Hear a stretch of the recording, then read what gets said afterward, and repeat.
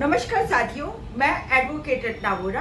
मेरे YouTube channel legal platform पर आप सभी का बहुत बहुत स्वागत है।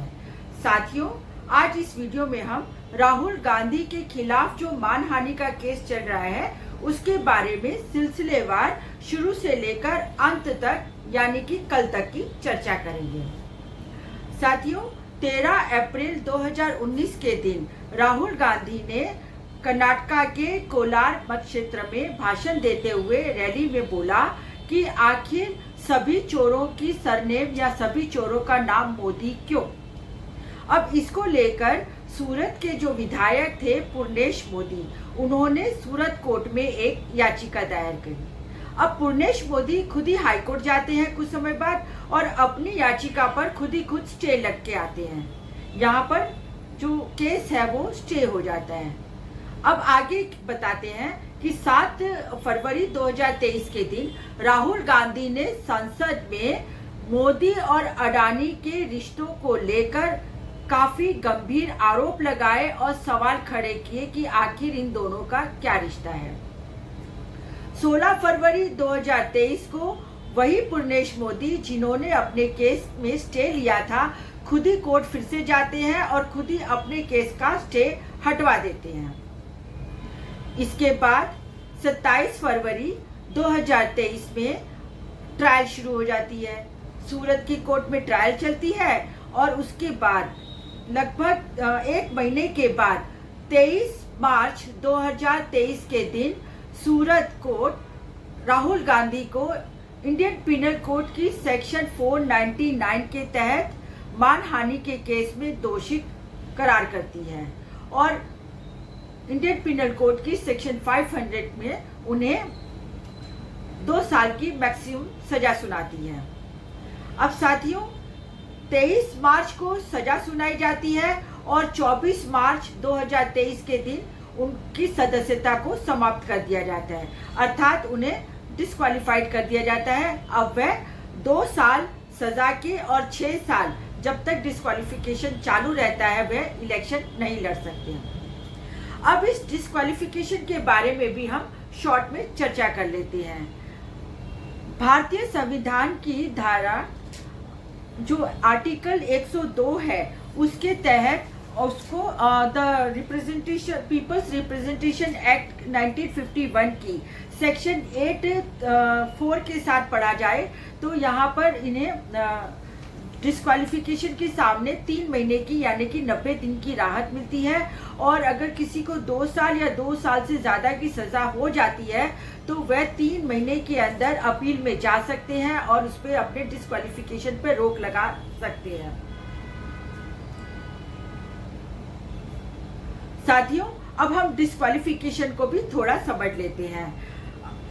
इंडियन कॉन्स्टिट्यूशन के आर्टिकल 102(1)(c) के और उसको द पीपल्स रिप्रेजेंटेशन एक्ट की सेक्शन 8 के साथ हम अगर पढ़ें तो उसमें लिखा गया है कि यदि किसी को किसी भी विधायक या फिर मेंबर ऑफ पार्लियामेंट को 2 साल या 2 साल से ज़्यादा की सज़ा होती है तो उसे तुरंत डिस्क्वालिफाइड कर दिया जाएगा, परंतु सेक्शन 8(4) के अंदर इन्हें राहत दी गई है कि 3 महीने के अंदर अर्थात 90 दिन के अंदर इनको दोबारा से ये डिस्क्वालिफिकेशन के सामने स्टे। साथियों, डिस्क्वालिफिकेशन को भी हम यहाँ थोड़ा समझ लेते हैं। इसे इंडियन कॉन्स्टिट्यूशन के आर्टिकल 102(1)(c) के साथ में द पीपल्स रिप्रेजेंटेशन एक्ट की सेक्शन 8(3) के तहत ये कहा गया है कि यदि किसी विधायक को या किसी सांसद को 2 साल या उससे ज़्यादा की सज़ा होती है तो उसे तुरंत डिस्क्वालिफाइड कर दिया जाएगा। इससे पहले क्या था कि सेक्शन 8(4) था, उसके अंदर ये कहा गया था कि ऐसा कोई सांसद या फिर जो विधायक है जिसको 2 साल या उससे ज़्यादा की सज़ा हुई है तो उसे 3 महीने का टाइम पीरियड दिया गया था उसको अपील में जाने के लिए, अर्थात उसे तुरंत डिस्क्वालिफाइड नहीं किया जाता था। परंतु lily Thomas versus union of India के केस में सुप्रीम कोर्ट ने कहा कि सेक्शन 8(4) जो है वो अनकॉन्स्टिट्यूशनल है और तुरंत ही जिसको भी सज़ा मिलती है 2 साल उससे ज़्यादा तो उसे डिस्क्वालीफाइड कर देना चाहिए। इसीलिए राहुल गांधी जी तुरंत ही डिस्क्वालीफाइड हो गए उनकी सज़ा के सुनते ही दूसरे दिन। अब साथियों, यहाँ पर राहुल गांधी किस तरीके से डिस्क्वालिफिकेशन में बच सकते हैं उसके बारे में भी जानना जरूरी। सिर्फ 2 ही कंडीशन है, 2 ही तरीके से राहुल गांधी डिस्क्वालिफिकेशन में से बाहर आ सकते हैं। एक तो या तो जो उनको सजा सुनाई गई है उसे ऊपरी कोर्ट जो है, ऊपर की कोर्ट है, उसे ओवररूल कर दे, और दूसरा ये कंडीशन हो सकता है कि जो उनकी सजा सुनाई गई है मैक्सिमम सजा को घटा के कुछ भी कम करे तो वह डिस्क्वालिफिकेशन में से बाहर आ सकते हैं। तो साथियों, यहाँ पर अब सवाल ये उठता है कि हाई कोर्ट में क्या हुआ। सबसे पहले सेशंस कोर्ट में जाते हैं। सेशंस कोर्ट में वह अपनी अपील लगाते हैं, अपील एडमिट होती है, उनको बेल भी मिलती है, परंतु जो सेंटेंस के ऊपर सस्पेंशन आना चाहिए उसके ऊपर कोई स्टे नहीं आता है और उनका जो सेंटेंस है वो बना रहता है। अब इसके खिलाफ राहुल गांधी के वकील, सीनियर मोस्ट वकील हैं सुप्रीम कोर्ट के अभिषेक मनु सिंघवी जी, वो हाई कोर्ट में 397 के तहत क्रिमिनल प्रोसीजर कोड की सेक्शन 397 के तहत एक रिवीजन एप्लीकेशन फाइल करते हैं और साथ ही वह क्रिमिनल प्रोसीजर कोड की सेक्शन 389 के तहत वो एक सस्पेंशन को स्टे करने के लिए भी एक एप्लीकेशन लगाते हैं। अब यहाँ पर जो उनकी दलीलें हैं बहुत लंबी दलीलें होती हैं और इन दलीलों के तहत जो उनके वकील हैं सीनियर एडवोकेट मनु सिंघवी, अभिषेक मनु सिंघवी, उनके वकील की जो मुख्यतः सीनियर एडवोकेट अभिषेक मनु सिंघवी कुछ 6-7 पॉइंट पे खास अपनी दलीलें करते हैं और उनकी जो आर्ग्यूमेंट है उसमें सबसे पहले वो ये बताते हैं कि राहुल गांधी ने जो कहा वो इतना बड़ा गंभीर गुनाह नहीं था कि उनके ऊपर मैक्सिमम पनिशमेंट दी जाए, मतलब 2 साल की पनिशमेंट दी जाए।